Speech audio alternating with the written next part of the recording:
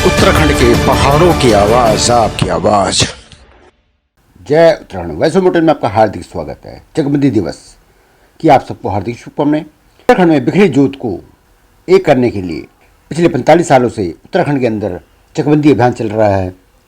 दिल्ली जैसे शहर में अपनी इलेक्ट्रॉनिक्स की दुकान, अपना मकान बेचकर पहाड़ में जाकर पहाड़ का भला करने का जुनून गणेश सिंह गरीब जी, जो आज एकदम अकेले हैं और लाचार हैं और सोच रहे हैं कि मैंने इतना कुछ पहाड़ के लिए किया, पर सरकारों ने क्या दिया। आज 80 साल की उम्र में वो असहाय हैं, पर उन्हें सरकारों को क्या लेने देना उनसे। आप ये देख सकते हैं, ये चंदन वाटिका, ये इन्होंने जब दिल्ली छोड़कर पहाड़ जाकर चकबंदी की मुहिम चलाई थी तब यह एक उदाहरण पेश किया था। ये पूरी चंदन वाटिका एक चक के रूप में इन्होंने तैयार की और लोगों को समझाया कि यदि आप भी अपनी बिखरी हुई जोत को एक चक में बनाकर काम करेंगे तो आप यहाँ पर रोजगार कर सकते हैं। पिछले 20 वर्षों से इस मुहिम में काफ़ी तेजी आई। जगह जगह जन जागरण किए गए, सरकार पर दबाव बनाया गया। सरकार ने विधेयक तो पास किया, परंतु उस पर आज तक असली जामा नहीं पहनाया गया। गणेश सिंह गरीब जी, इस चकबंदी टीम इस चीज़ के लिए आज भी अपनी लड़ाई लड़ रही है। चकबंदी दिवस पर दिल्ली के गढ़वाल भवन में एक कार्यक्रम किया गया, इस कार्यक्रम में दिल्ली के आसपास की सभी संस्थाएं जो विभिन्न जिलों के हैं, चाहे वो टिहरी के थे, पौड़ी के थे, अल्मोड़ा, रानीखेत, चमोली, सभी ने यहाँ पर आकर एक परिचर्चा करी और आगे किस तरह से इस मुहिम को तेज़ी से आगे बढ़ाया जा सकता है और किस तरह से इसे गांव स्तर और उसके बाद विकासखंड स्तर पर इसमें जन जागरण किया जाएगा, लोगों को समझाया जाएगा, चकबंदी के फायदे बताए जाएंगे के लिए एक यहाँ पर बैठक की गई। इस बैठक में लोगों ने निर्णय लिया कि अब इतनी आसानी से काम नहीं होगा। हमें अपनी कि जिस तरह से अब खेत बंजर हो रहे हैं, हम लोगों को नहीं पता कि हमारी बिखरी खेती कहाँ कहाँ है, इसलिए आने वाली हमारी पीढ़ी को क्या पता होगा। इसलिए चकबंदी बहुत ज़रूरी है और चकबंदी की मांग में तेज़ी करनी पड़ेगी, सरकारों पर दबाव बनाना पड़ेगा। और आज चकबंदी दिवस पर हमारे सहयोगी विक्रम पटवाल ने जाकर गणेश सिंह गरीब जी से चकबंदी पर बात की और उन्हें जन्मदिन की हार्दिक शुभकामनाएं दी। देखिए हमारी रिपोर्ट। नमस्कार दर्शकों, मैं Vikram Patwal voice of mountain के लिए आज पहुंचा हूं असवाल सिंह पट्टी के 16 गांव में, जो कि कलजीखाल ब्लॉक में है। और आज हम मिलने आए हैं श्री गणेश सिंह गरीब जी से। और आज जैसे कि आपको पता है कि गणेश जी गरीब जी का आज जन्म दिवस भी है और हम इसको चकबंदी दिन के दिवस के रूप में मनाते हैं। सबसे पहले तो आपको जन्मदिन की बहुत बहुत शुभकामनाएं। धन्यवाद। तो सर, ये चकबंदी के बारे में आपका अपने विचार रखिए। आज चकबंदी पर ये लंबा चौड़ा विचार है। चकबंदी का अर्थ ये है कि बिखरे हुए खेतों को संगठित करना है ना। यहाँ पर लोगों की खेत जगह जगह बिखरे पड़े हैं, तो हम ये चाह रहे हैं कि भाई उनको एक जगह पर एक चक के रूप में मिले तो उनको सुविधा होगी। इसलिए चकबंदी का अर्थ यही है। तो आपने वर्षों यहाँ पे लगभग 50 साल से आप चकबंदी पे संघर्ष किया, आपने मेहनत की है, लेकिन सरकार ने अभी तक इस ओर ध्यान नहीं दिया। आप सरकार को क्या बोलना चाहते हैं इस बारे में? इस मामले में सरकार से हमारी एक निवेदन है शुरू से ही कि भाई यहाँ पर्वतीय क्षेत्रों में, गढ़वाल में लगभग सभी किसानों के पास खेती तो है, लेकिन वो करीबन 20, 25, 30, 35 जगह बिखरी पड़ी। छोटे छोटे टुकड़े हो गए, बहुत ज़्यादा भाई बंटवारे करके। इसलिए हम ये चाह रहे हैं कि भाई वो जितनी भी ज़मीन है, 30-35 जगह पर जो ज़मीन है, उसको एक जगह पर किस तरह समेटा जाए। तो उसके लिए हमें चाह रहे हैं सरकार से कि सरकार एक जो चकबंदी का कानून जो सरकार में है, उस कानून को यहाँ पर भी अप्लाई करने की कोशिश करें, ताकि किसानों को एक ही जगह पर उसकी सारी ज़मीन मिल जाए। तो जैसे कि हमने जो सरकार से भी, महेंद्र से भी बात की थी, उन्होंने कहा कि हमने विधेयक पास कर दिया है। तो विधेयक तो पास कर दिया, उसके बाद अब क्या करना चाहिए सरकार को? देखिए, खाली अभी तक जितना भी काम हुआ है, क्योंकि मैं साथ ही रहा और हर कमेटी में रहा मैं, इसलिए मुझे मालूम है कि भाई किस तरह तो जो विधेयक की बात हुई है, विधेयक खाली एक जवानी रूप में विधेयक तो पारित कर दिया, लेकिन विधेयक क्या चीज़ है इसकी अभी किसी को कोई जानकारी नहीं है। खुद हम जो कमेटी में थे, समितियों में रहे हैं चकबंदी की, हमें खुद मालूम नहीं है सरकार कर क्या रही है। तो इसके लिए तो सरकार को चाहिए था सबसे पहला काम कि जो जानकार लोग हैं इस विषय की चकबंदी के, उन लोगों को बुला करके उनकी राय ले करके और ये एक चीज़ पहले तय करे कि भाई चकबंदी का किस तरह के रूपरेखा हम लोग को तैयार करनी चाहिए, चकबंदी का प्रारूप कैसा होना चाहिए। उसके लिए सबसे पहले तो उस पर विचार होना चाहिए कि भाई इस तरह का प्रारूप हमारा होगा, रूपरेखा ये होगी।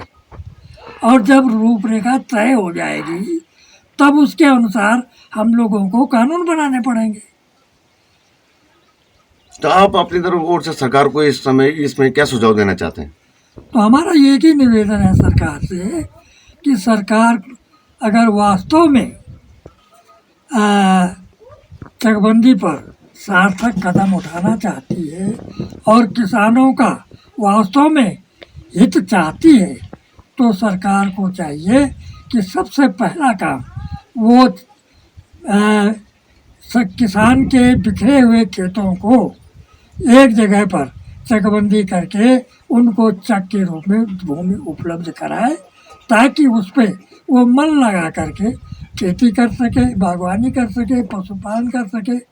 तो इस तरह से हमारा सरकार से निवेदन है कि इसके लिए सरकार सबसे पहले जानकार लोगों को बुला करके एक मीटिंग होनी चाहिए, उसके लिए गोष्ठी हो और उस गोष्ठी में ये तय हो कि भाई चकबंदी का जो ये मांग पुरानी है, इस मांग को पूरा करने के लिए अब बहुत ज़रूरी है कि हम लोग एक रूपरेखा इसकी बनाएं। तो सबसे पहले इसकी रूपरेखा तैयार होनी चाहिए, जिसको कि प्रारूप भी कहते हैं। वो प्रारूप तय हो कि भाई किस तरह की चकबंदी हम करना चाहते हैं। एक दूसरी बात कि चकबंदी का जो प्रारूप तय हो जाएगा तब उसके बाद उसके लिए किस तरह के नियम कानून हमको बनाने चाहिए ताकि चकबंदी करने में आसानी हो जाए, उसके लिए तय करना पड़ेगा सरकार को। तो ये सबसे पहला काम है कि चकबंदी का प्रारूप तैयार हो और उस प्रारूप के अनुसार नियम कानून बने, तभी जाके इस पर प्रक्रिया आगे चल सकती है। और क्योंकि जब तक हम लोगों का प्रारूप नहीं बनेगा तब तक हम जनता को क्या बताएंगे, उसका व्यापक प्रचार प्रसार भी तो होना चाहिए। व्यापक प्रचार प्रसार के लिए सामने रखेंगे, उसके लाभों को रखेंगे, उसके नियम कानूनों को रखेंगे, तभी तो जनता जो है तैयार होगी। तो जनता को तैयार करने के लिए व्यापक रूप में व्यापक प्रचार प्रसार की भी आवश्यकता है। बहुत बहुत धन्यवाद। ये थे मेरे साथ गणेश सिंह गरीब जी, चकबंदी के योद्धा।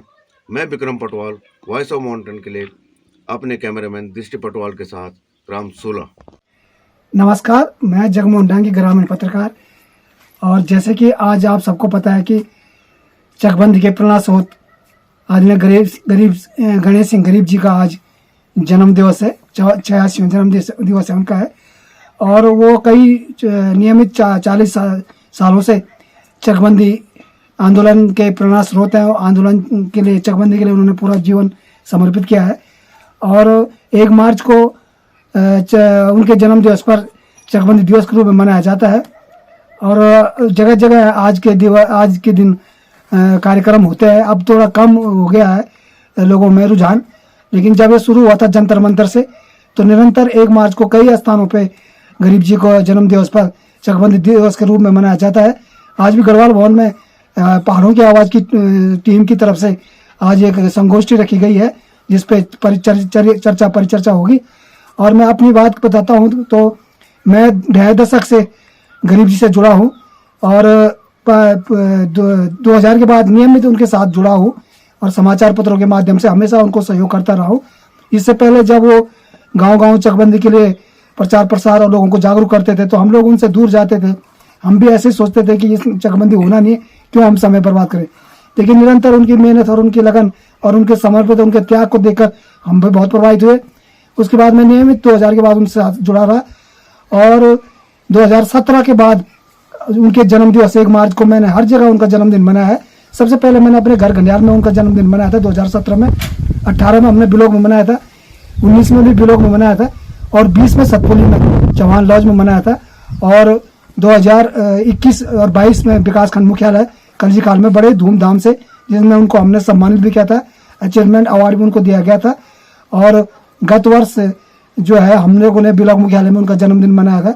इस बार मेरा विचार था पहले तो अपने गांव में उनका जन्मदिन मनाने का, दूसरी फिर हमारा जो है विचार परिवर्तन हुआ और उन्हीं के गांव सूला में, जहाँ पे शांति कुंज के नाम से एक होमस्टे है, वहाँ पे उनके नेगी जी से मेरी बात हुई थी कि एक आपके शांति कुंज जो होमस्टे उनमें उसमें उनका जन्मदिन मनाया जाएगा।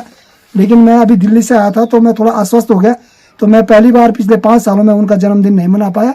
लेकिन मेरी तरफ से गरीब जी को ढेर सारी शुभकामनाएं उनकी जन्मदिवस पे, और मैं उनकी भविष्य उज्जवल स्वास्थ्य की और सुखद जीवन की कामना करता हूं कि उनके जो भी सपने हैं वो जरूर साकार हो। और सरकार से भी विनती करता हूं कि कहीं ना कहीं उनके इस योगदान के लिए सरकार को विचार विमर्श करना चाहिए और उनको जो है जो उत्कृष्ट पुरस्कार मिलना चाहिए इस योगदान के लिए। जय उत्तराखंड।